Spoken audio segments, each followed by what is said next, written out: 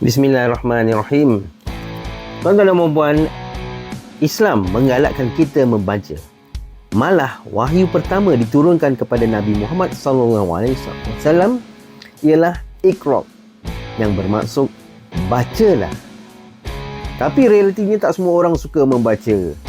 Ada yang rasa bosan, susah nak faham atau lebih suka hiburan dan lain-lain. Kenapa ramai tak suka membaca dan kenapa membaca sebenarnya sangat bermanfaat?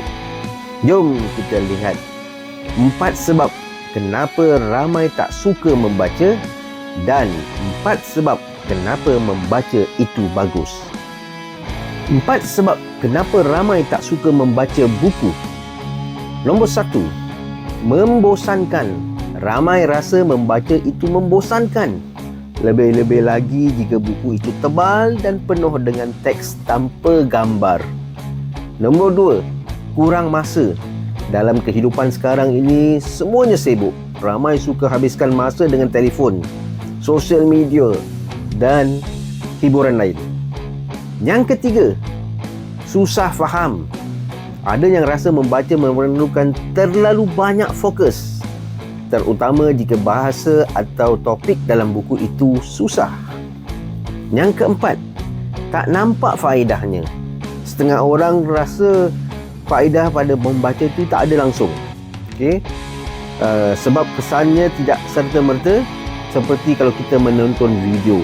Jadi mereka lambat nampak faedahnya. Jadi tuan-tuan dan puan, seterusnya kita berkongsi 4 sebab kenapa membaca buku itu bagus. Bukan 4 saja, sebenarnya banyak lagi sebabnya. Nombor 1, tambahkan ilmu.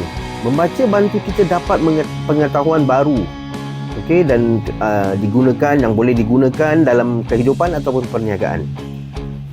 Nombor 2, membaca boleh tajamkan minda. Membaca melatih otak untuk berfikir lebih kritis, kreatif dan memperbaiki daya ingatan kita.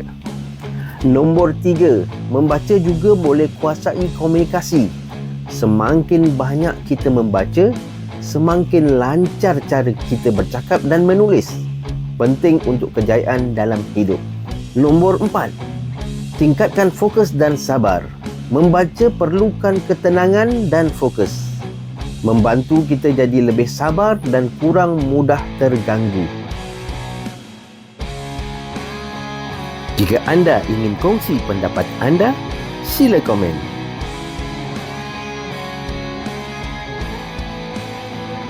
Sekian, terima kasih. Jumpa lagi.